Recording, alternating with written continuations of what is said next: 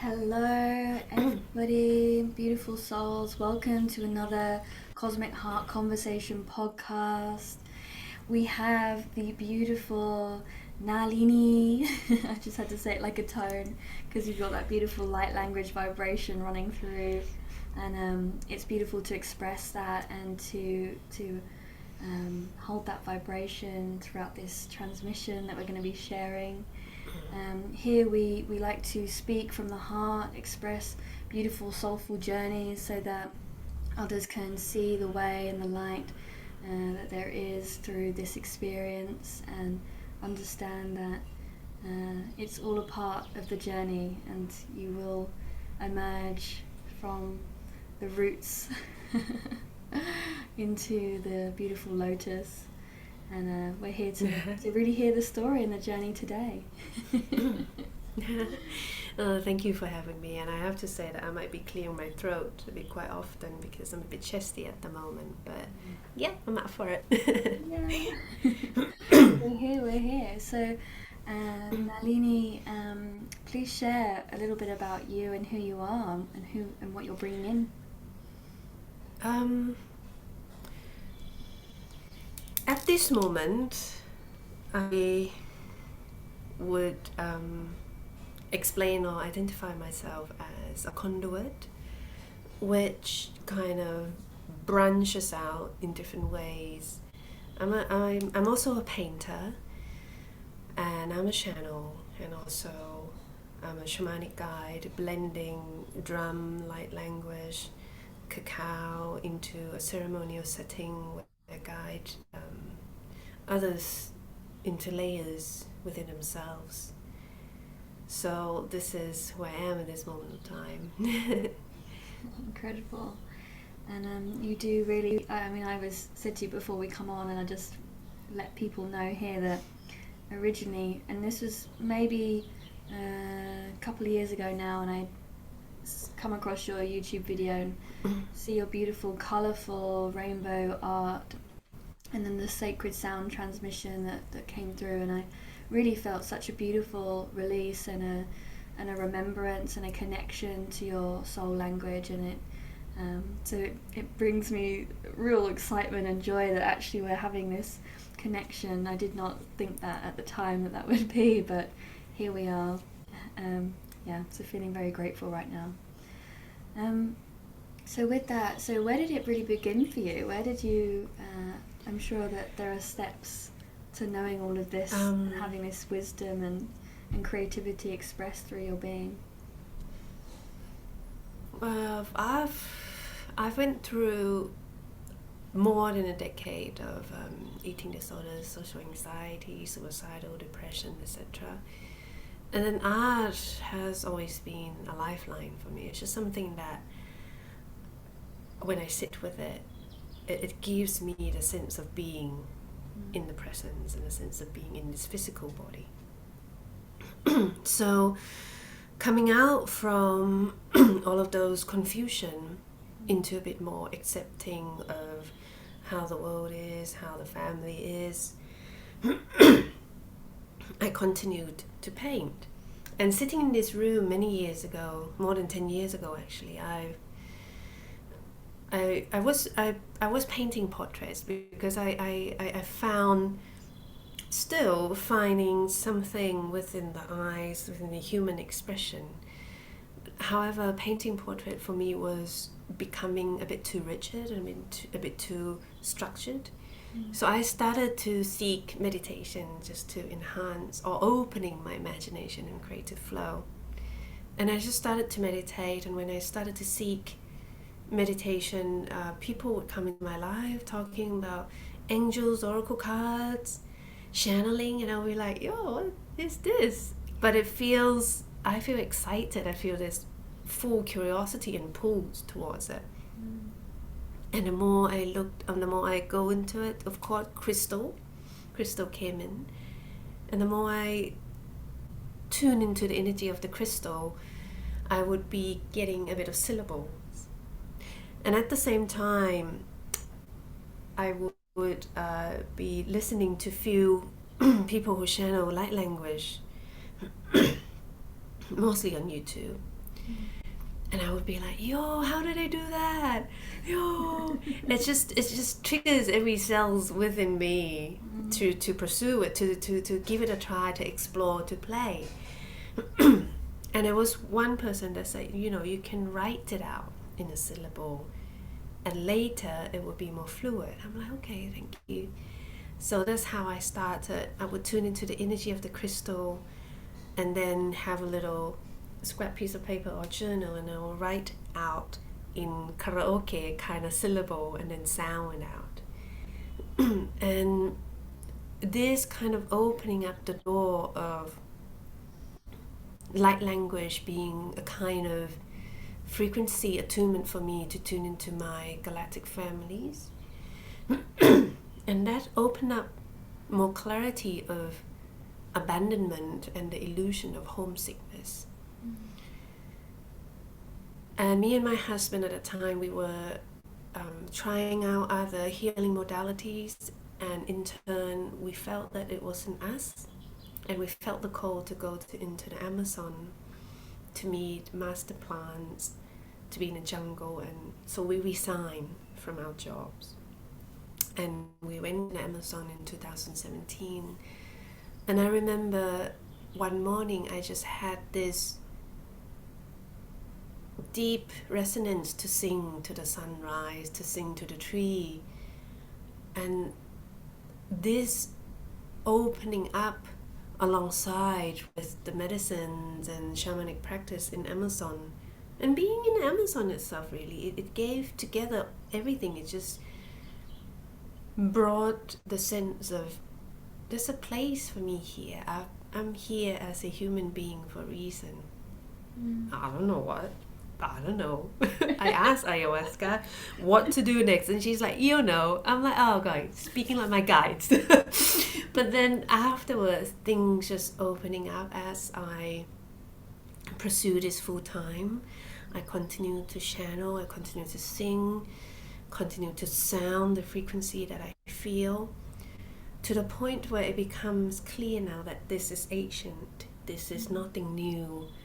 The term light language may be quite new, but working with sound and transferring what we feel from inside and out and between us into sound, it's something that is so ancient and natural to the human body and to our soul.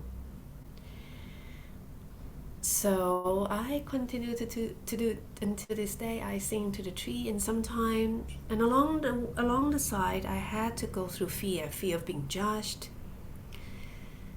because in the past people thought I was possessed, etc., and that really hit the wounds of being different, being an outcast. But now I don't really care.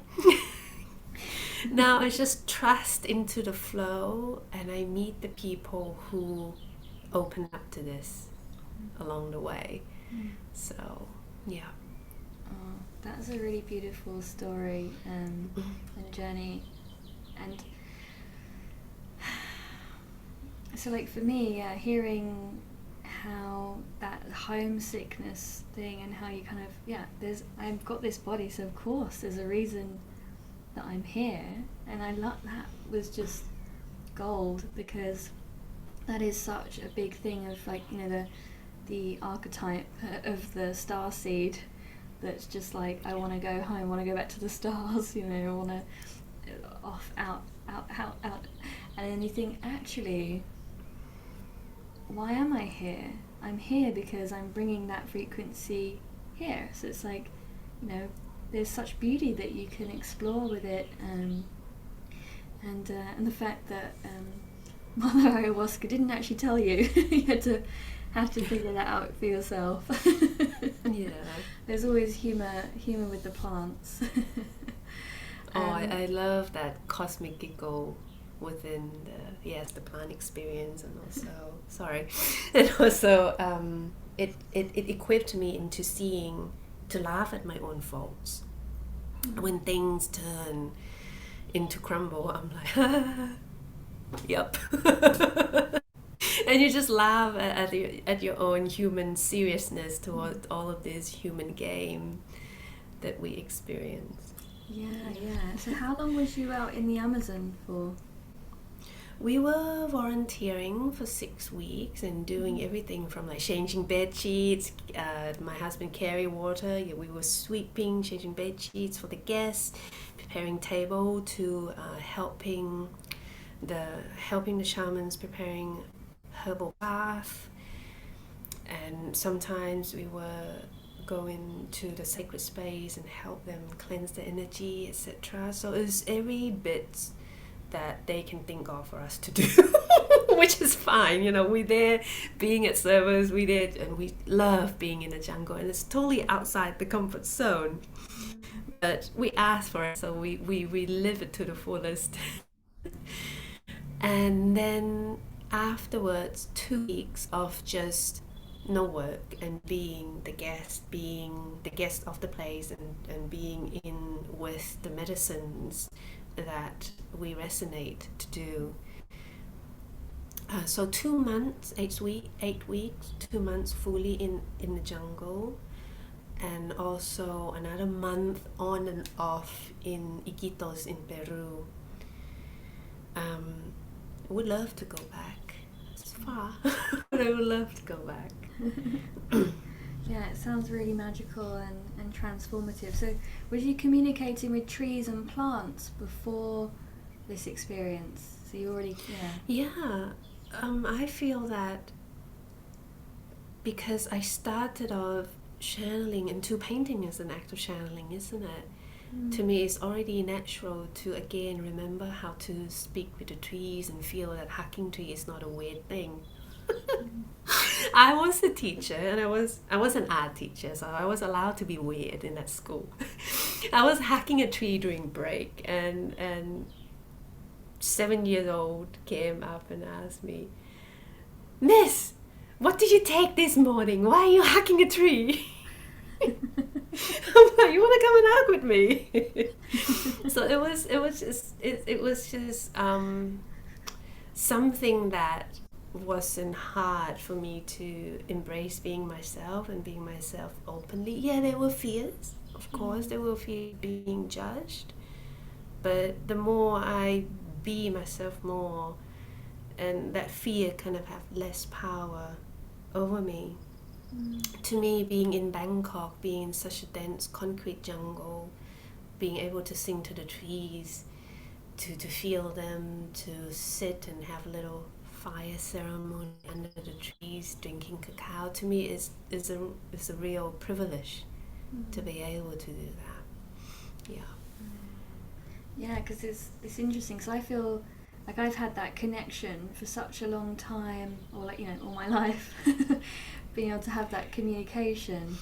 When people ask, there's almost this kind of, okay, well, you just surrender, you just hug the tree, just be, I suppose, playfulness. I've heard that come up a lot. You said about being playful. So is there anything in particular that you would help to ignite that within others?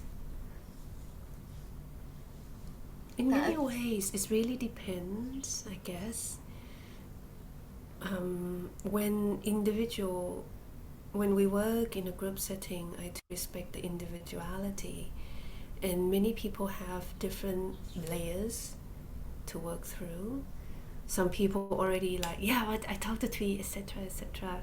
So it's always depend to the energy at that moment of time, and also the invitation of the surrounding for them to connect.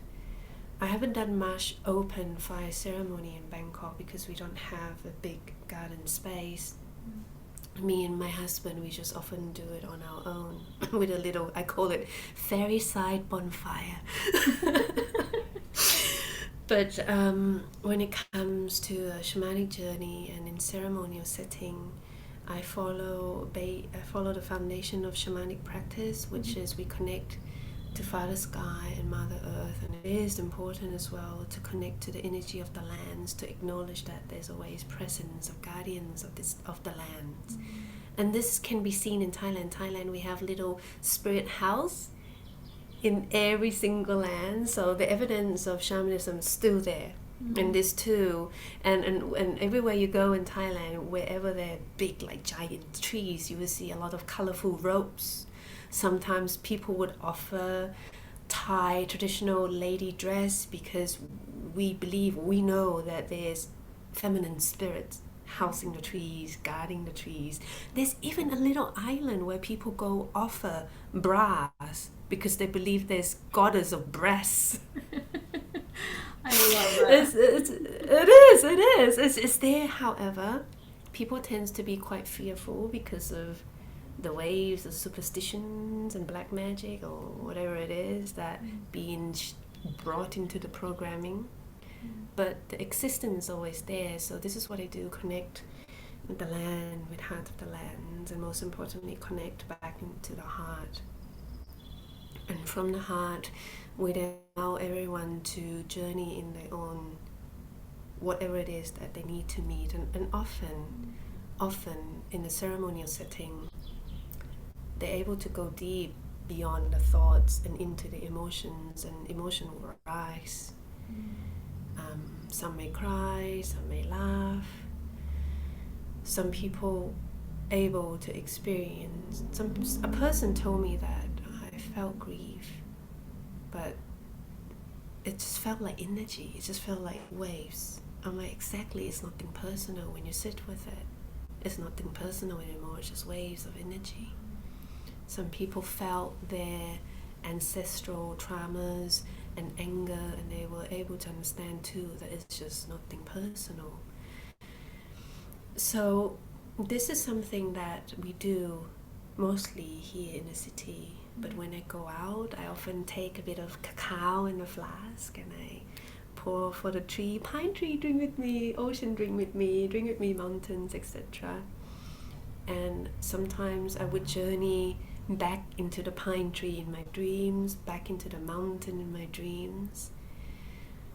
So yeah, this is how I do it in a moment of time. But I was telling you how we're hoping to move more into nature, so perhaps more of this, not just only in the concrete jungle, but also in nature as well, more with the trees, with the mountains. Yeah. Just, I mean, it's a really beautiful gift that we can give. I think being in some of these built up areas to, be that little spark of magic that's still there. It's still there. You can still access the healing and the light. I mean, I know in London, we've still got so much of it, but yet it's just to actually be on the land directly. And that energy really helps to move whatever we're working with as well. It just amplifies that. And I've been thinking, whilst I've been here in Cornwall, and there's just ley lines galore and sacred sites, in every road corner. And, and I'm feeling really expanded, and I'm getting a lot of information coming in so much clearer, everything's clearer. I think, my goodness, I mean, it's amazing what we can do and what we're capable of. Whilst, I really honour and I'm grateful that I've been able to expand whilst being in that environment. But I realise how profound I can now take this, and from actually being on the land directly, in a sacred way. Yeah. I feel that it's just something that we are remembering because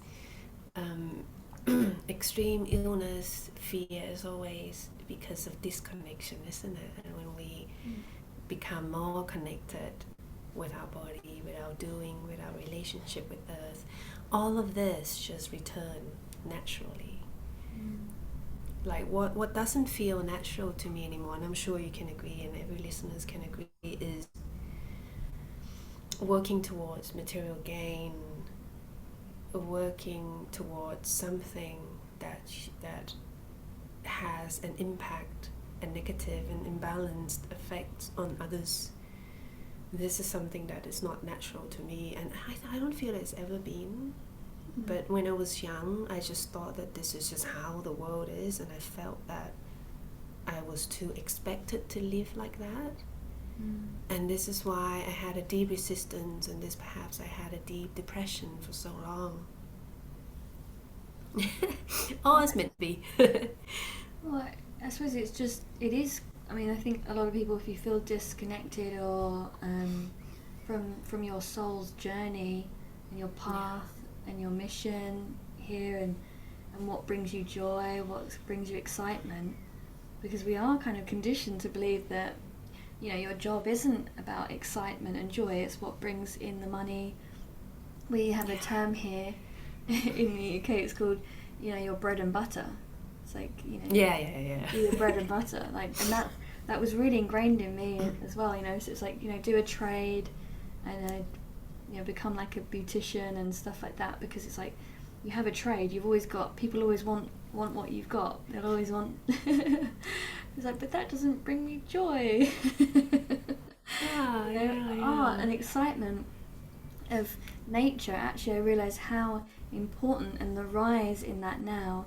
So all of this beautiful light language or light code artwork, and the sounding and the movement and the ceremony and the rituals, this wave of it that is coming out and coming through is because it's what heals the planet from everything that we've, you know, when we've been trudging along in the suits and the 9 to 5, it's like this wave of high vibrational, playful, excited expression is really what's going to help to move that, because people will find that they can do that, and then there's less need for all the other stuff. It's like, you know, speaking on plant medicine as well, you know, I've had a few moments where I've been really up in my head, and I've just I've been too go, and then, you know, I'll work with psilocybin and then I'm like, oh my goodness, like all of that was just absolutely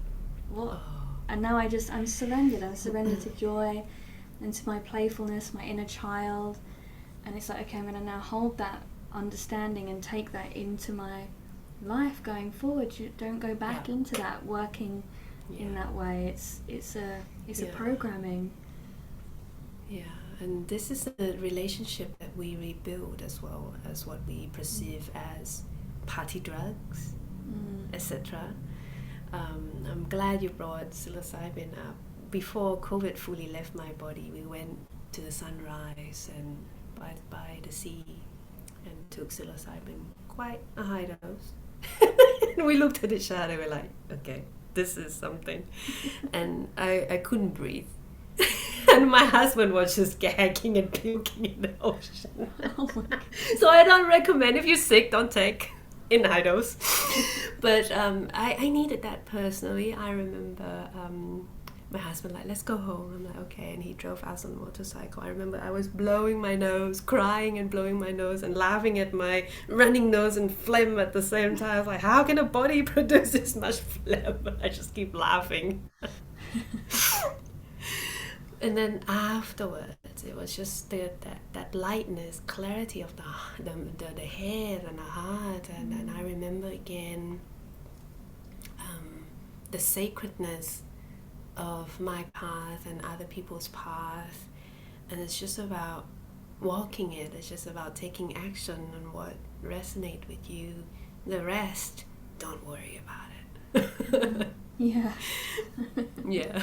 It's like we really you think in the head and the mind that we've got to worry about these things, and all these things really matter, and the world's going to fall apart if I don't, you know, make sure that thing's done, or I don't live in that way, and then, you know, you just surrender, and then you're like, oh, actually, suddenly there's a better way. I mean, even meditation does that, you know, just taking that time out.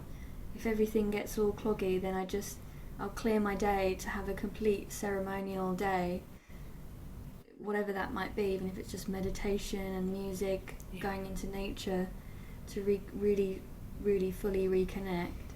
And then it's like a reset and a reformation of how I live my week and my day. Yeah, I like what you're saying, because like meditation and plant medicine, they're very much like what Alan Watts said, like a boat. It takes you from one end of the river to another. once you experience it, you then bring that experience into integration within this human life. So it's not really about we meditate or we take this, we do this in order to be more or be something else other than human experience. We're here to experience this fully. And I feel that in the core, really, if you feel that you're done with human experience, then experience this to the fullest so you wouldn't experience this again. Exactly. It is about embracing it and really just, And so with that, actually, so I love that you've, explored this inner childness and this playfulness. I'd love to know, really, like, how your journey's gone from, you left your job, but you came back, and then did you just start creating this artwork in this way, like, or is this, Before, when I was teaching art, I would paint my art part-time just because it nourished my soul. And I began adding light language and painting felines like galactic guides, like the whale at the back before Amazon. And after the Amazon, we were planning to travel more, but incidents happened, and then we understand that something telling us to anchor ourselves in Bangkok, even we like it or not. So my husband went back into teaching.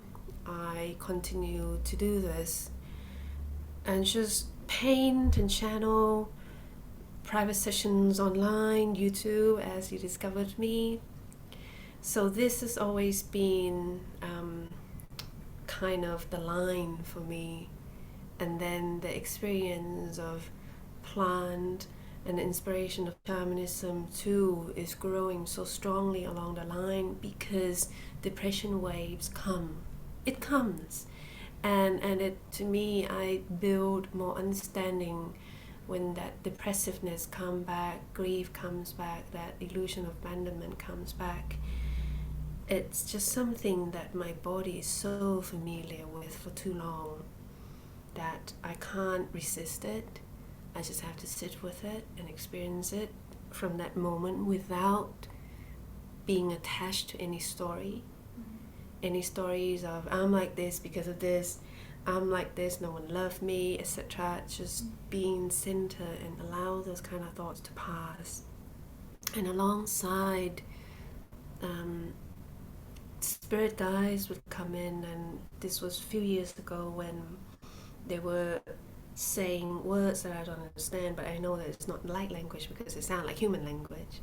And then later on, I found out that they were telling me the names of sacred mountains of Upper Mongolia, Eastern Siberian shamanism, where it houses a lot of teacher spirits of the shamans.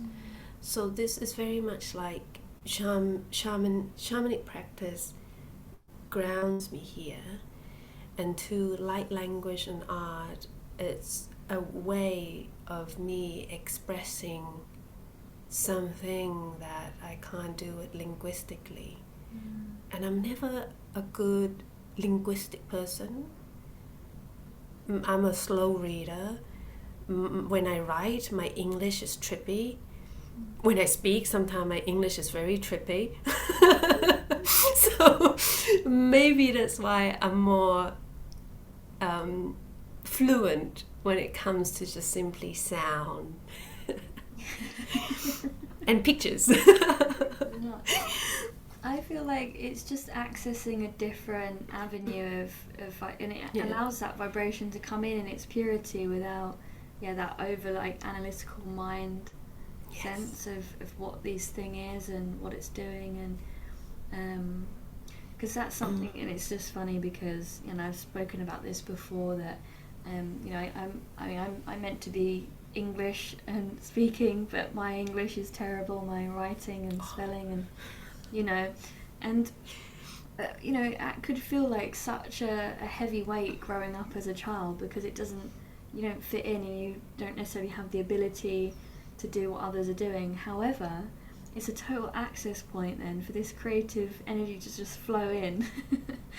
Because that's what you've got, and actually you realise that it's, I'm just thinking, God, it's so much better than being like that. I'm so glad that I didn't feel that I had the ability to go and work off in London in the city like everybody else, or go to uni, because it got me really into my creativity, and then the light language and the artwork can come through and be expressed, and the sounds, and just it feels easier, and it is easier. It's because it's from the heart.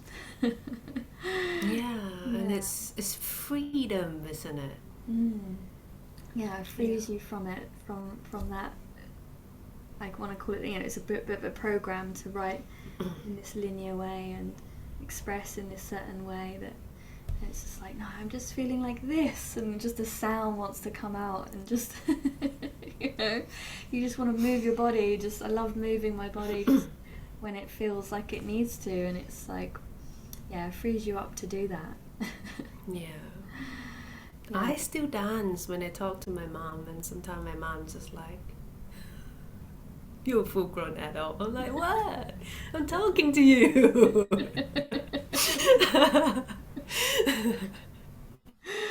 But isn't that is the divine child? The divine child never really grows up. It just either gets pushed to the side, or it is time to rise again and live it and embrace it.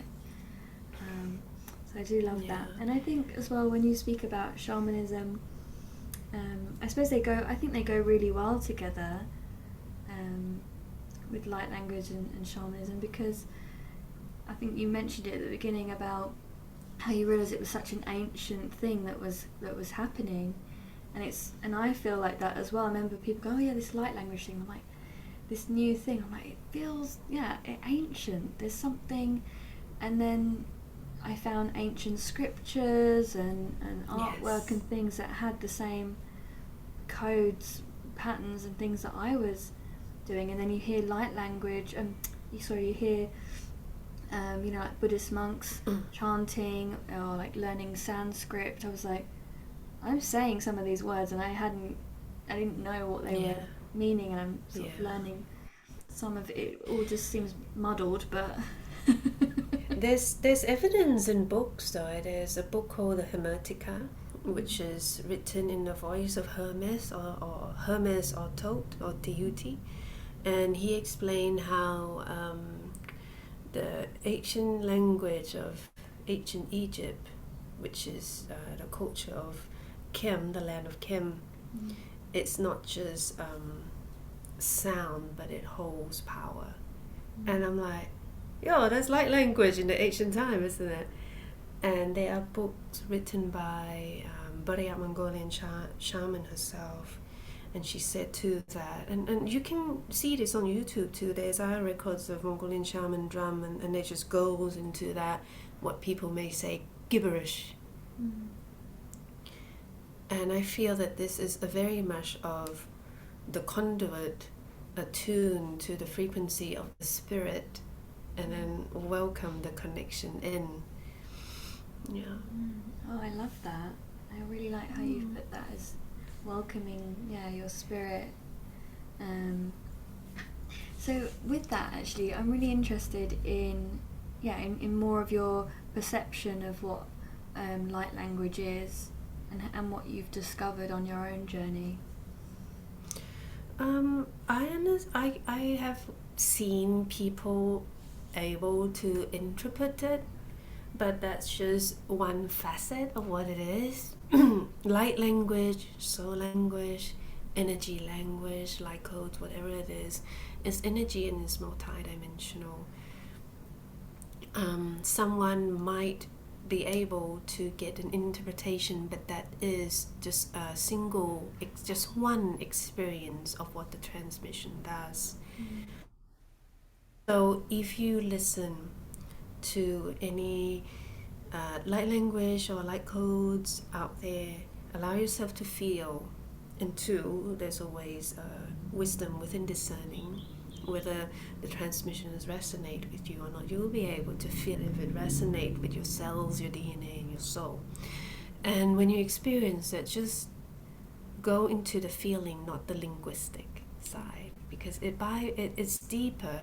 Linguistic can be, but it's just one layer. Allow like language and allow the transmission to do what it can do, which is such a multi-dimensional thing. It can bring up emotions, it can bring up triggers, it can activate memory, it can elevate pain, it can create space, it can attune you to it does many things. Yeah, it really does. And in my own experience is that I don't really seek anymore of, okay, this is the dialect of the Lyran, the Arcturian. To me, it just feels more natural. First, center myself, center the energy, center the focus, and then get into that zone where I'm attuned with the consciousness of my guides, and then allow that to come through. Yeah. It just feels more natural for me. No, that's really helpful actually, because again, it's like a really, I think along the beginning of the journey, when we start to discover that there are like other beings, and then that there are star seeds, and the star seeds are, particular star seeds from particular places. So like, would you just say like you just surrender that to just be your multidimensional self? Yeah, and when I channel for a person or for a group setting, I feel that there's no need to tell them anymore that, okay, this entity is coming, is this energy. I just say the guy is gonna come in, and whatever energy that is relevant to your question and to your vibe, they will speak. And I feel that it's very much like group of consciousness, or a frequency where we are able to attune to a deeper connection than physical or verbal or sight. It's like you turn into a fish and you just swim through ocean and rivers of frequency and then you're able to shift. Sometimes my shamanic guys will come in, sometimes the Lyran will come in, sometimes it's just I feel it's better for me to just say the guys are going to help you, that's it. Because we're a team. It's like, this is a team. Yeah, it's very much like you are a deer and you've got antlers and you can like tune there. I really like that. I love the analogy again of like the fish. Like, I can just see that it is like going over here. Yeah, it is. Yeah, I really like that. But you do still do your artwork, don't you? That tunes into like a particular aspect. Is that right? Yeah. My art is still teaching me. I overworked myself, and I guess at one point I was really belittle myself as an artist and really undermining the impact of the creative energy that takes for me to channel and paint and deliver. So I overworked myself and I wrecked my neck, and I had to pause, went for acupuncture, traditional Chinese medicine, which helped me a lot. Now I'm coming back, painting my own stuff and taking my sweet time. Not going to rush, not going to force myself. It's finished when it's finished. Yeah. Because there's so much that happens in that creation process. It's like, I'd love to actually talk about this. I think this is a really good, because it's, even, I mean, all painting is channeling, and it's a creative process and it takes some work, but there is something else that happens when you're creating work with light language. I mean, it's like you're going through this whole energetic upgrade and process yourself before you even gift that to somebody else. Do you find that? Yeah, definitely. It's a journey in itself. It's like an experience of moment to moment to moment itself. It's very much like when I offer custom art, I will spend time tuning to the energy, and I would get a message or an image or a feeling, and then I wouldn't know. Sometimes I know what it's going to look like. Sometimes I don't. And I just start with a line or two and then it just flows. So it's very much like, the relationship with that energy that you transfer it into a visual form. Yeah, it is. It's putting a visual of like some like beautiful cosmic frequency. Like it's an interpretation, isn't it? I think it's like the best form for me anyway. I think it's like the best form of reading, someone's energy, and understand, and actually in a way of someone understanding a part of themselves, because it's such a beautiful mirror and it just can go in through, again, it's that soul remembrance. I haven't really quite got the words for it at the moment, but it just feels to me that there's something, and there's probably maybe some science even behind it, of what happens to us when we look at a piece of artwork and how it is received to us energetically in the body. But it's almost like it's behind us and we don't necessarily recognize it, but then because it comes to the front, because we've created a piece of artwork, it's like that mirror and reflection back. So it's like, whoa, oh my gosh, there I am, and there's that kind of I am moment that you kind of, whoa, there I am, oh my gosh, I am this frequency, yes, I am divine. And it's like that sort of starts to cycle through the artwork. What you just talk about now reminds me when I think the Japanese mentioned it, but it's something that I definitely feel when you experience an artwork, whether it's a sculpture or a painting or music. There's three aspects. There's the material, the frequency of the material, whether it's frequency of the melody, the rhythm, or the painting, the colors, the sculpture itself. And second is the frequency of the creator, the artist. And then third is the frequency of the viewer, and together they combine. And this is why possibly when you see like Picasso work, you get a different kind of emotion stirring up, different kind of experience. But when you see artwork like Vincent van Gogh, you then get a different kind of emotion. And when you see Leonardo da Vinci, it's like, yo, a different kind of experience. Because it's a story and of like that experience that person's having, and they're bringing it in to form for you to like witness. And but then you create your own story, and then it becomes something completely different for each unique person that interacts with it. Oh gosh, that's cool. Was there a name for that? Is that like a name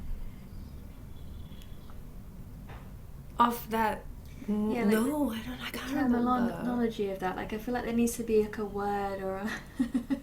Because whenever I'm trying to explain that, I'm just going, it's like, as you could tell, it was like a long-winded way of saying it's a mirroring of energy.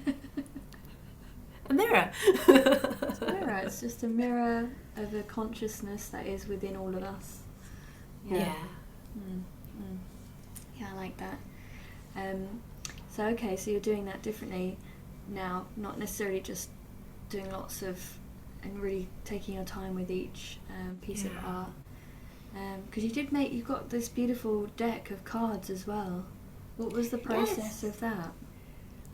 It was inspired by a sister called Alessandra, and you probably will find her on YouTube as well.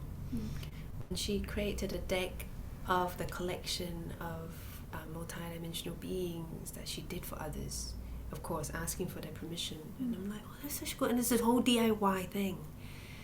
And then I found that there's a website called makingcards.com. They're based in Hong Kong, and you can design your own and get them print.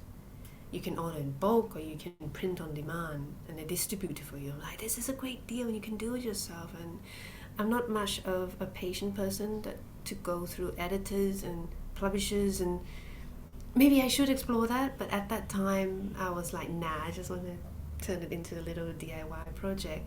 So I collect all my art, and in the deck there's some of my husband art as well. Yeah, it's quite like a cute little collaboration, because I collected my art, and along the process was very much of, okay, what is the common theme here?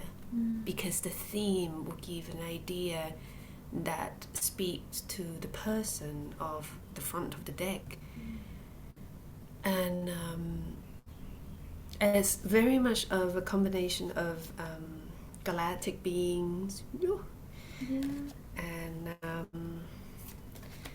this is my husband painting. Oh, wow. So it's very much of earth wisdom as well as galactic. And I'm like, and I took a draft copy into the Amazon, into the jungle.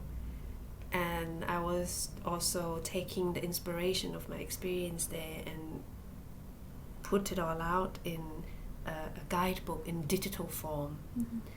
This because I didn't go through publisher and also print a physical guidebook, just it costs also a lot of budget.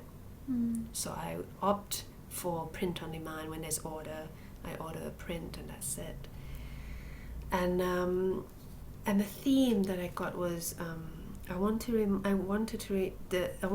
this art to be the reminder of something that already exists within the beholder, something that lights them up, but something that perhaps reflects that the light is within them. So I named the deck Torch of Ascension, meaning that you are the torch of your path of ascension. And I would like to create a second deck, but I don't know yet. That idea is still like, swimming around in the ether. It hasn't been grounded yet. That's brilliant.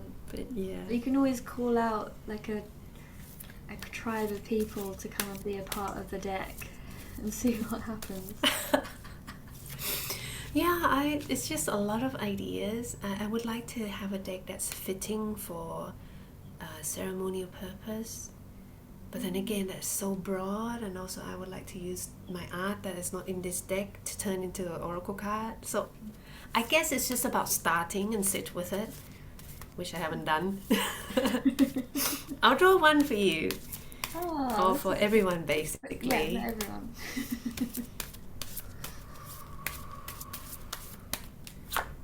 Ooh! Marua! This is one of my first Lyran guides. Oh, wow. Lyran, Andromedan. There are two felines being in an Andromedan galaxy. They've got lots of different entities there. Marua, White Lion. I painted him way before I went into Amazon. And his message was believe in yourself. And it's not just believe in vain or anything, but it's the knowing that when we channel the full faith and the full knowing into what we do, we empower not only ourselves, but we empower the project and the object or the people that we are connecting with. So that's basically the message. And when I shared this image online, everyone is like, oh, Marua has been coming to me, this and that. So he likes to connect with people. Oh, well, only perfect that he would come through. And what a beautiful message of everything that we've communicated and talked about. Being brave as well. Lions are really associated with that. Of like courage to be you and courage. Yeah, the lion heart. The lion heart. Ooh, Guan Yin, that's what we call it here, or Mother Kuan Yin, more of the Western pronunciation. Mother of a reflection of compassion, mercy, and love. So if you put these two together, when we pursue something with lion heart, we don't pursue it with arrogance. And that too is a lesson of the lion race. There's another deck called Galactic Heritage Cards, not my deck, but it's a deck that shares lessons of evolution of galactic beings. And one of the lessons that the lion had to meet was to understand and go through layers of arrogance within them. But we flow through with gentleness, with fluidity, with the feminine principle, the intuitive, the mercy, the compassion that is leading this paradigm of consciousness in this time. And I feel this speaks to your vibe as well, right? Yeah, I know, it's funny because I'm wearing like pink, and I've been really drawn to wear pink lately. I'm like, oh, this is bringing in that vibe. I've been seeing a lot of pink around others. Like others would show me pink little stones or crystals. I'm like, oh, okay. And then today I was doing something on my phone and pink came through, and now you wear pink. Yeah. I actually wore a white top before I came in, and then I just quickly was like, no, like I feel like I've got to wear pink. Because I'm always thinking about the colour. I wear things through the energy rather than what I feel like I want to wear. It's more like, oh, what's going to energetically work today? You know, what's the vibe? For me, I just wear what's been washed at the moment. Okay, that's clean. I'm wearing that. But I do have the clothes that I use in ceremony and sitting like this, which is more like, okay, this is my more sacred kind of clothing. But usually when I work from home, I'm just having my pajamas. Last one, this is Michael's art, Winged Wolf. And his message was rise above all worries, rise above all bewilderment, whatever it is that too much in the head sometimes. It's not about rising, but go deeper. But yeah, the wolf is a very instinctive being, isn't it? Yeah. And there's like a sun, is it a moon at the back? It looks like a moon, Maybe eh? like Because a he did red paint the star. Yeah. So yeah, thank you for letting me share them. Yeah, thank you. Oh, well, I love them, and I think I think it's just so amazing how people are really bringing through these beautiful, authentic pieces of art that they're creating themselves, creating their own deck, all the everything from the art to the writing, and it just sort of. It's a new flavour. I was going to just ask you actually. I wanted, because you said you brought it into the jungle. What did the shaman say anything about? One of the Shipibo shaman. We didn't sit with her because at that moment the place was going through quite a bit of change. Mm-hmm. So when we were volunteering, there were 3 to 4 groups rotate. And alongside, sometimes the shamans stay for 2 groups, and sometimes the shamans just come for 1 group and then they leave, etc. One Shipibo shaman, she borrowed this and she started to copy this in her drawing book, and I'm like, oh, that's so cool. This is a tree, perhaps. Yeah, tree speaks to shamans who work with plant, and they speak to us shamans as well. And this I call shaman tree. And this is acknowledged in all, I'm pretty sure most of the shamanic tradition journeys through tree as portals. Pine tree, Christmas tree from shamanic culture as well, how another side of Siberian shamans work with the red-capped mushroom, and in winter they dry the red-capped mushroom by hanging them in the pine tree. And also they would journey, they would climb up the tree, and there's actually a practice of a Mongolian shamanic practice that they do a ritual within a community. The people hold space together, they create space, and the shaman would drum, and he or she would climb up through 7 layers of dimension and meet the star, meet heart of the sky, the center of all, the upper world. And 2, the roots of the tree, and this is spoke to by some who work with cacao, cacao tree too can connect us to the lower world, the underworld. And the lower world, the underworld holds the wisdom of our earthly ancestors. And this perhaps too why in some cultures we bury the dead body, so the body returns into earth. And there's too practice of initiation where the person been buried in soil for certain hours and then rise up as the symbolic of a shamanic death and a shamanic rebirth. Wow. Yeah. Yeah, it really was like, oh, I wonder what they would say, you know, if they're like, oh, what, you know, I think one day, like, one of my things I would really love to do is, you know, possibly have, you know, different like teachers from different cultures come on and speak about what their perception is of what's happening with lots of people speaking light language, because I feel like Icaros and things like that are, yes, you know, because yes, definitely, it's all come through that consciousness, and it's just memorized and understood, and they've held it for such a long time that they've got such a good understanding and knowledge of it. So it's like we're just like, woohoo, we're doing this thing, and then they're like, yeah, we've already been doing that, guys. Yeah, like been there and that. We're just gonna watch you. Find your own ways. No, definitely, Icaros is such a power song, magic song, and the key within Icaros is the rhythm and the melody. The words can be bent. The meaning has power as well, but I feel that the words are slightly different from tribes to tribes. The accent, the lingo behind it.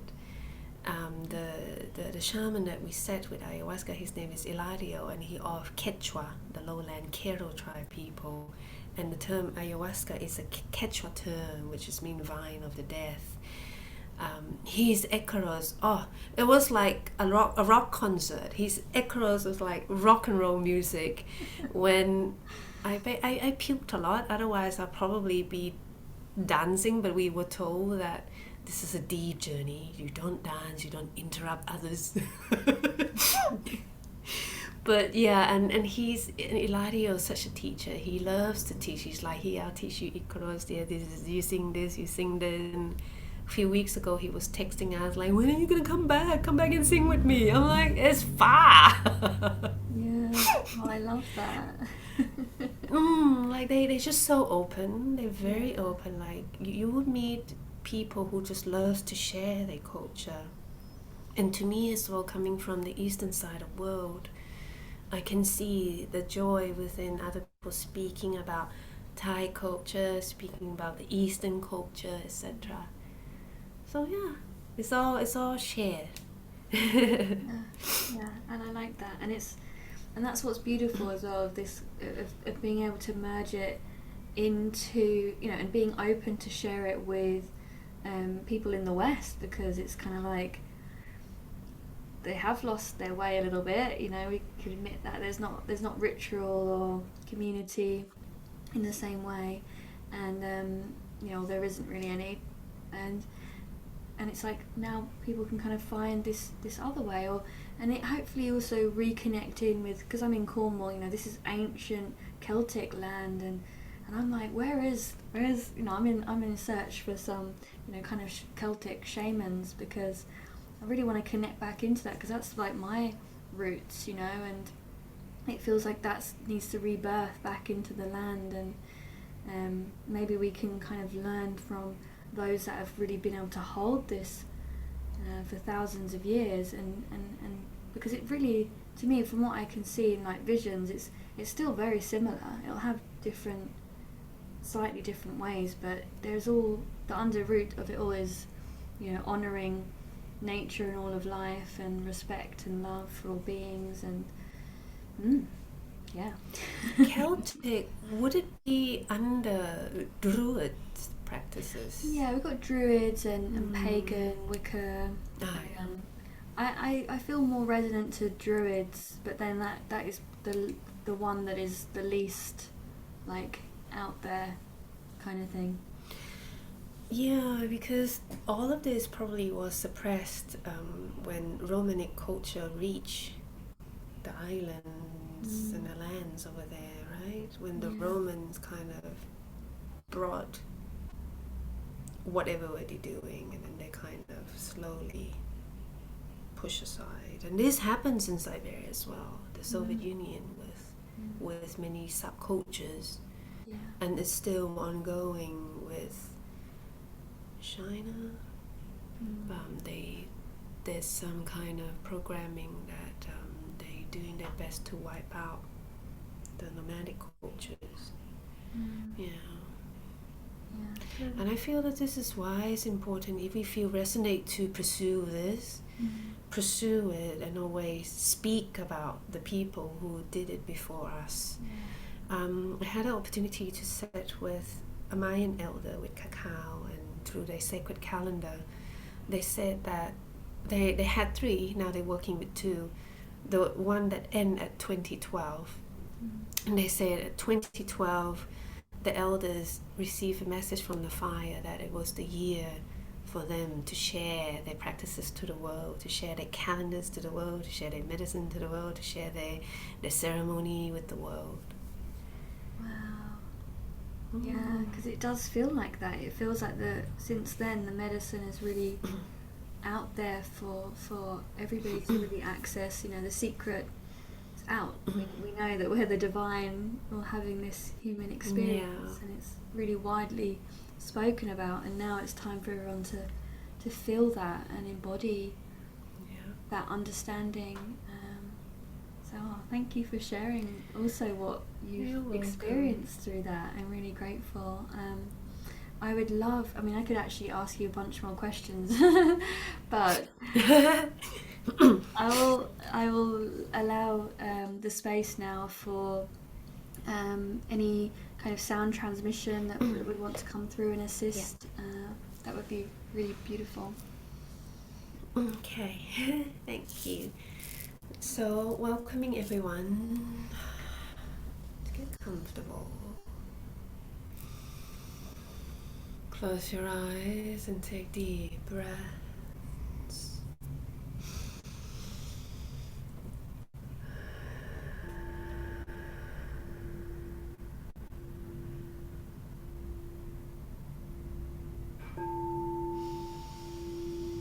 Really bring your attention and focus back into your breath.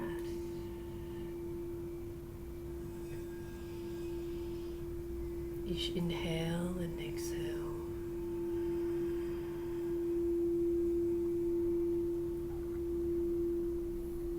Feel how the body responds.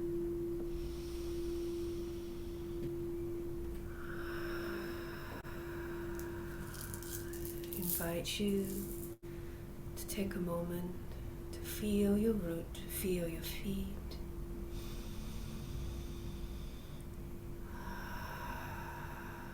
Feel earth, feel the ground and the land. It's where we are. And through your next inhale, take another moment to feel Father Sky.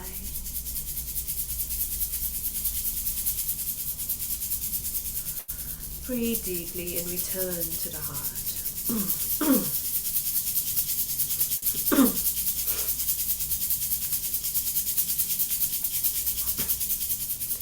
Observe what rises without judging, without adding on to thoughts. Observe with acceptance and observe with awareness.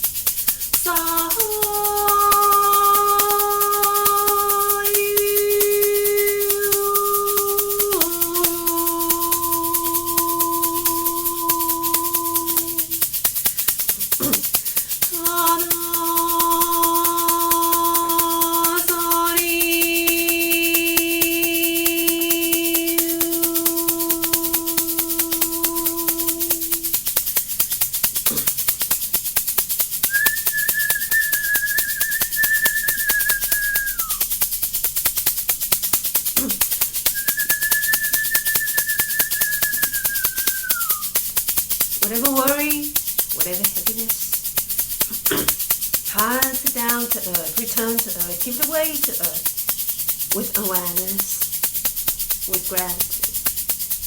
Gratitude for experience, gratitude for the lesson. So earth can recycle, can transform, all into awareness and into gratitude.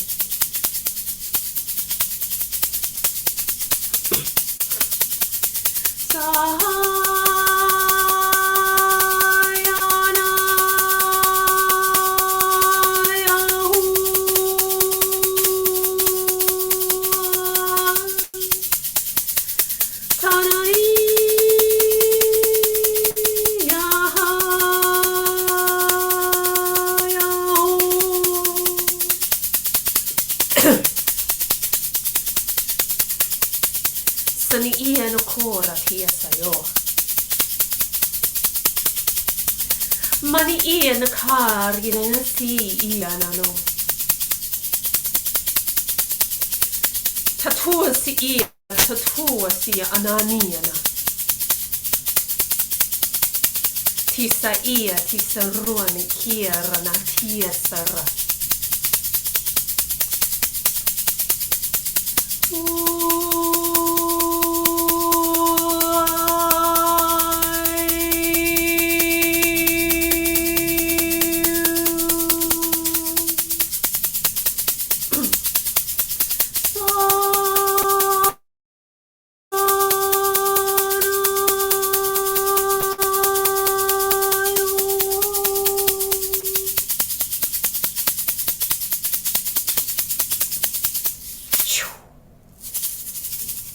Tati ia na ani, roti si ia no ko mani ana yo. Ani ia ani ua mi iara. Through your breath, through your inhale, tune into your soul star, the star above your crown. Heart of the sky that connects you all with your star. Your essence of your uniqueness. Through your breath, welcome the white light of the sky down through you in your own rhythm. Through your spine, through your body, into your root, your legs, your feet, and down to earth. Strengthening your earthly antennas, your roots, mycelium systems, just like the plants. Connect you with the sacred lands around the world. Connects you with the wisdom of ancestors and heart of lands and heart of earth.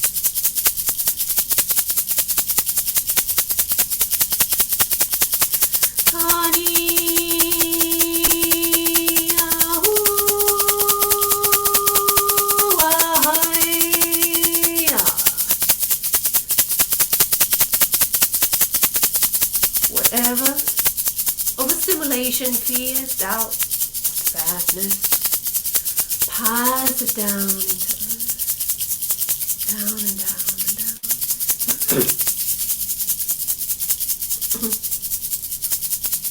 With love, with the knowing that all is energy. Feel your heart pulsating as one with earth. Thank you, Mother Earth. Inhale deeply and welcome the golden light, the nourishing light of earth up through your roots and in your own rhythm, in your own playfulness. Pass this energy through you to Father Sky. Tisani Nanaya Ho.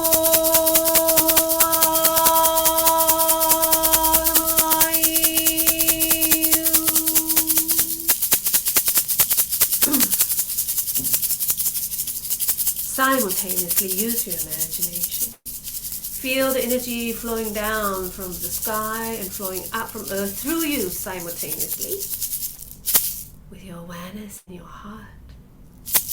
Home in your heart. Center of all time and space. Center of your universe. center of your spiritual power. Connecting us all. Web of life, web of light. Thank you.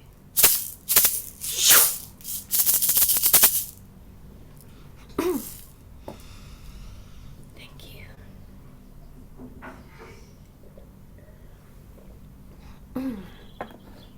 Thank you. Thank you. I love that, how you do it. Like, I like that when it comes up and down and you say simultaneously. 'Cause it's like because it feels really clean, you know. 'Cause it's like it's earth coming up and it's coming down and it's all coming together simultaneously. Yeah, it just makes sense. Like, this practice is too. It's a practice that we probably feel intuitively inspired by the trees. And then I read, and again in this Mongolian shamanism book, that is a practice that the shaman do to empower their wind horse, and the wind horse in shamanic sense is spiritual power. And it makes sense now, because in plant medicine journey, when we invoke the medicine, we tune the medicine to our heart, to the sky, an energy of sky down to earth, just like the light of the sun, that assisting life force of earth, tune into earth, and then all birth from earth, bring the cup back to the heart. And yeah, I see that all of us are conduits between earth and sky, and I guess it just came back to the old saying of the elders before our time, that we are children of Mother Earth and Father Sky. Yeah. We truly are. Coming back to that divine child, and always seeing that the tree, because you know it's the and I think I say it wrong, but I'm going to say it how I say it anyway, which is the toroidal field, and it goes round and in and out, and it's like the tree does that and we do that. So yeah.